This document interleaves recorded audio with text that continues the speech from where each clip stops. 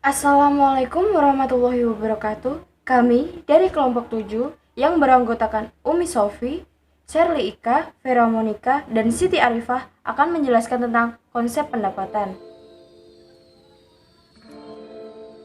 Di sini saya akan menjelaskan pertama. Saya akan menjelaskan pengertian pendapatan. Pengertian pendapatan adalah sesuatu yang dihasilkan oleh potensi jasa atau cost yang dimiliki oleh perusahaan. Pendapatan sendiri dapat diukur dengan jumlah aktiva baru yang diterima oleh pihak lain. Selanjutnya adalah karakteristik pendapatan. Yang pertama, aliran masuk atau kenaikan aset. Pendapatan itu ada atau timbul harus terjadi transaksi atau kejadian yang menaikkan aset atau menimbulkan aliran masuk aset. Tidak ada batasan bahwa aset harus berupa kas atau liquid lainnya. Akan tetapi, tidak semua kenaikan aset dapat menimbulkan pendapatan. Dan konsep ini mempunyai kelemahan. Pendapatan dianggap baru ada setelah penjualan terjadi. Dengan kata lain, pendapatan timbul karena peristiwa atau transaksi pada saat tertentu, dan bukan karena proses selama suatu periode. Yang kedua adalah operasi utama berlanjut. Kegiatan utama atau sentral yang terus-menerus dapat berlanjut merupakan karakteristik yang membatasi kenaikan yang disebut pendapatan. Kenaikan aset harus berasal dari kegiatan operasi, bukan dari kegiatan investasi ataupun pendanaan.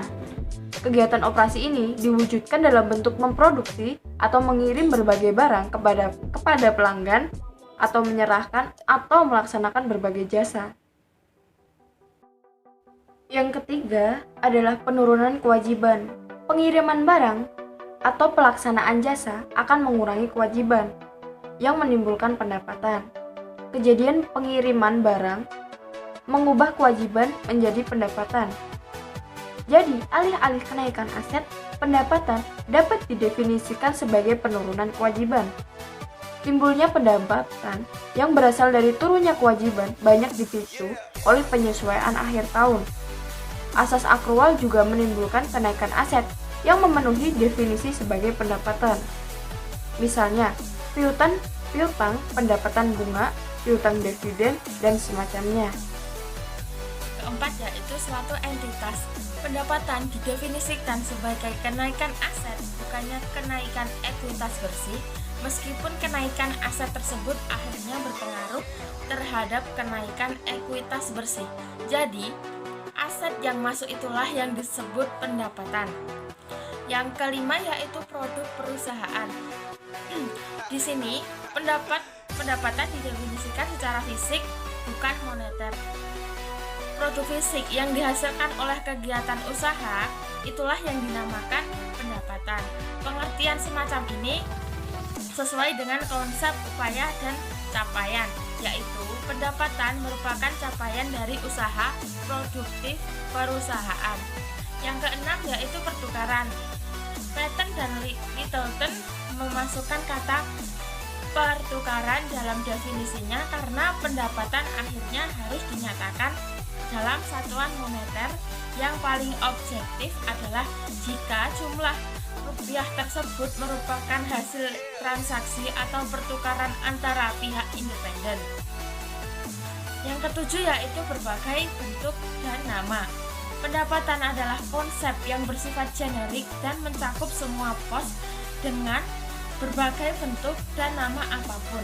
Pendapatan untuk perusahaan perdagangan misalnya disebut dengan penjualan. Bagi perusahaan, pendapatan dapat disebut sebagai pendapatan sewa, pendapatan jasa, pendapatan bunga, dan pendapatan sebagainya. Yang kedelapan yaitu untung. Banyak pendapat mengenai perlu tidaknya pendapatan, dibedakan dengan untung atau gain. VSAB membatasi pengertian pendapatan hanya untuk kenaikan aset yang berkaitan dengan operasi utama atau sentral. IAI, IASC, serta APB tidak membedakan untung dan pendapatan, sehingga keduanya dapat digabung dalam konsep penghasilan atau income. Maka dari itu, definisi untung dapat dikatakan sebagai berikut. Yang pertama, kenaikan ekuitas atau aset bersih. Yang kedua, transaksi periferal dan insidental. Yang ketiga, yaitu selain berupa pendapatan atau investasi oleh pemilik. Berikutnya yaitu pengukuran pendapatan. Pendapatan diukur dalam suatu nilai tukar produk atau jasa dalam suatu transaksi yang bebas. Nilai tukar tersebut menunjukkan ekuivalen kas atau nilai diskonto, nilai dari uang yang diterima atau akan diterima dari transaksi penjualan. IAI juga mengalami prinsip yang sama, yaitu mengukur pendapatan berdasarkan nilai wajar imbalan yang dapat diterima atau yang dapat diterima. Yang dimaksud nilai wajar di sini adalah suatu jumlah yang dimana suatu aktiva mungkin ditukar atau suatu hutang yang diselesaikan antara pihak yang memahami dan berkeinginan untuk melakukan transaksi wajar. Dalam beberapa hal, nilai tersebut mungkin ekivalen dengan harga yang disepakati dari transaksi pembeli. Namun, demikian cadangan tertentu harus dibentuk sampai kas benar-benar diterima. Misalnya, penjualan kas sebesar 100.000 akan menghasilkan pendapatan sebesar 100.000, akan tetapi untuk penjualan yang pembayarannya dilakukan pada periode berikutnya mungkin akan menghasilkan pendapatan yang kurang dari 100.000. Hal ini dapat terjadi karena kemungkinan adanya potongan yang diberikan atas penjualan tersebut. Apabila periode pengumpulan kas relatif pendek, maka potongan tersebut dapat dihiraukan. Menurut Kam, ada 3 alasan yang mendukung perilaku ini. Yang pertama, pada tingkat potongan yang rendah, jumlah yang relatif kecil tidak akan mempengaruhi pengukuran pendapatan. Contohnya, penjualan secara kredit dengan potongan 10% dan akan dibayar dalam 60 hari akan menghasilkan potongan kurang dari 2% dari total pendapatan. 2/12 dikali 10%. Yang kedua, karena potongan dapat diklasifikasikan sebagai total pendapatan, pengaruh utamanya ada pada masalah pengakuan. Pengakuan harus dicatat setelah pendapatan diakui. Akan tetapi, apabila jumlah potongan tidak material, maka pengaruhnya terhadap laba periode juga tidak begitu besar. Penggolongan pendapatan yang timbul dari penjualan yang disertai potongan dapat diakui sebagai rugi dan akan mempengaruhi pendapatan. Berikutnya yaitu pembentukan pendapatan.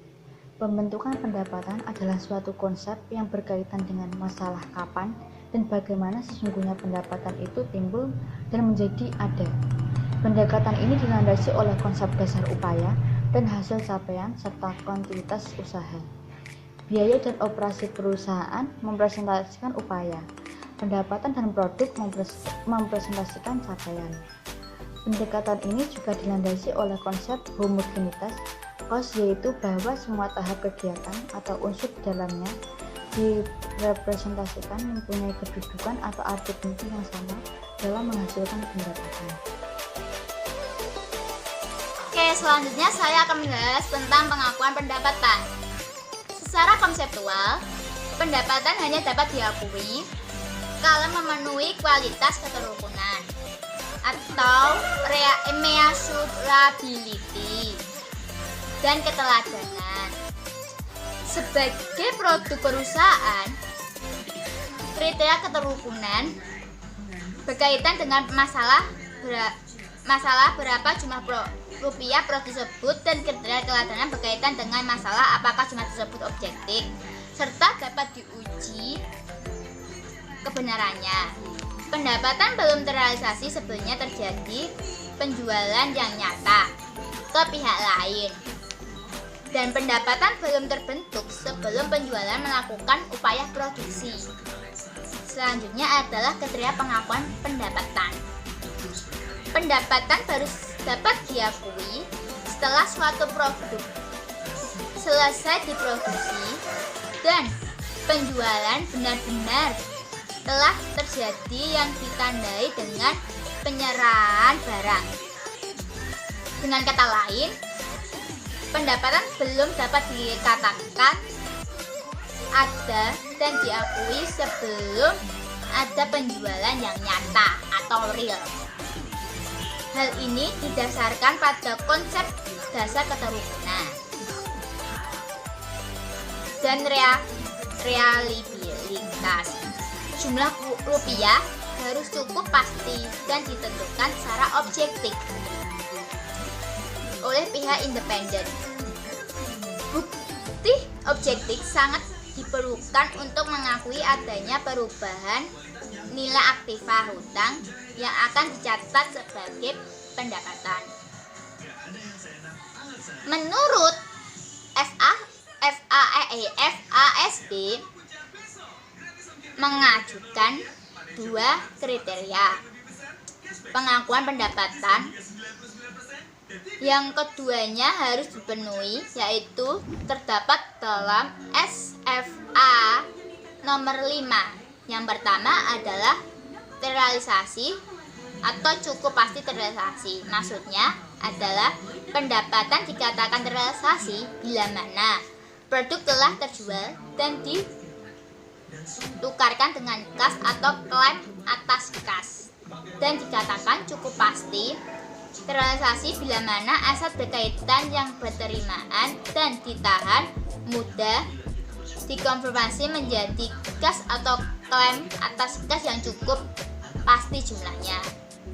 Syarat yang barang yang mudah dikonfirmasi adalah memiliki harga per unit yang tetap, yang pasti, dan barang tersebut tidak terpengaruhi oleh perubahan bentuk dan ukuran barang. Contohnya adalah logam mulia. Logam mulia itu harganya pasti dan tidak terpengaruh oleh perubahan bentuknya. Syarat yang kedua adalah mudah dijual tanpa memerlukan biaya yang besar. Terus kriteria yang kedua adalah terbentuk atau terhak.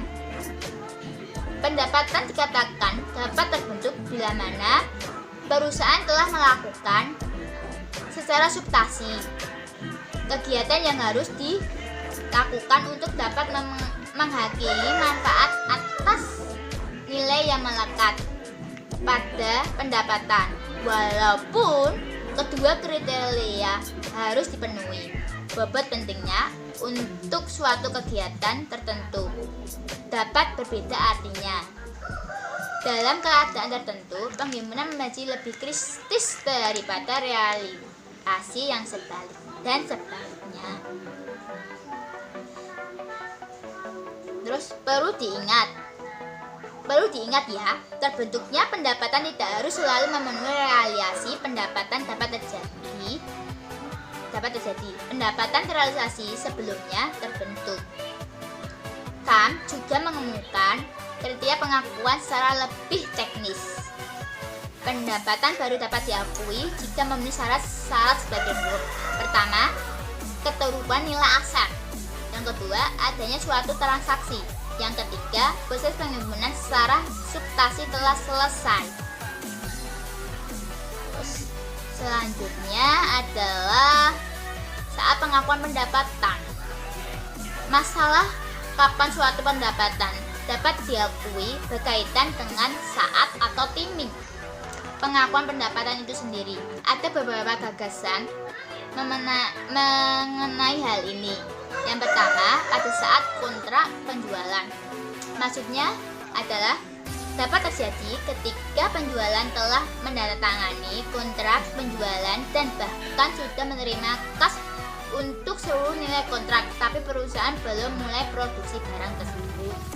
Yang selanjutnya adalah selama proses produksi secara bertahap. Dalam industri tertentu, pembuatan produksi memerlukan waktu yang cukup lama dilakukan sebagai proyek dan dilaksanakan atas dasar kontrak. Terus pada saat ini ada beberapa masalah yang timbul. Yang pertama adalah akreasi, yang kedua adalah apresiasi, yang ketiga adalah penghematan kos. Terus gagasan selanjutnya atau gagasan yang ketiga adalah pada saat produksi selesai. Maksudnya adalah pengakuan semacam ini setara dengan pengakuan pendapatan metode kontrak selesai. Terus gagasan yang selanjutnya adalah pada saat penjualan. Pengakuan ini merupakan gagasan yang paling umum karena pada saat penjualan, kriteria penghimpunan dari realisasi telah terpenuhi. Kriteria realisasi telah terpenuhi karena telah ada kesepakatan pihak lain untuk membayar jumlah rupiah pendapatan saat objektif. Dengan demikian, saat penjualan merupakan saat yang kritis dan operasi perusahaan sehingga menjadi standar utama untuk mengakui pendapatan. Ada beberapa yang mempengaruhi. Yang pertama adalah kembalian atau potongan tunai. Yang kedua adalah kos lunas jual atau biaya setelah penjualan. Yang ketiga adalah kerugian piutang. Yang keempat adalah transaksi penjualan. Yang kelima ternyata sudah sampai 4 saja, maaf ya teman-teman. Terus gagasan yang kelima adalah pada saat terkumpul. Maksudnya adalah pengakuan pendapatan pada saat terkumpul sebenarnya merupakan pengakuan pendapatan berdasarkan asas kas di mana ini banyak digunakan untuk transaksi penjualan yang barang atau jasanya telah diserahkan tetapi kasnya baru diterima secara berkala dalam waktu yang cukup panjang. Terus adapun hal-hal yang perlu diperhatikan dalam pengakuan pendapatan pada saat kas terkumpul adalah 1. Jasa dikonsumsi pada jangka pendek. 2. Jasa dikonsumsi dalam jangka panjang. 3. Argumen pendukung. 4. Alasan penyanggah. Selanjutnya, kelompok kami akan membahas tentang penyajian pendapatan. Masalah yang berkaitan dengan penyajian pendapatan adalah pemisahan antara pendapatan dan untung. Dan pemisahan tersebut sifat untung menjadi pos biasa dan luar biasa dan cara menuangkan dalam laporan rugi.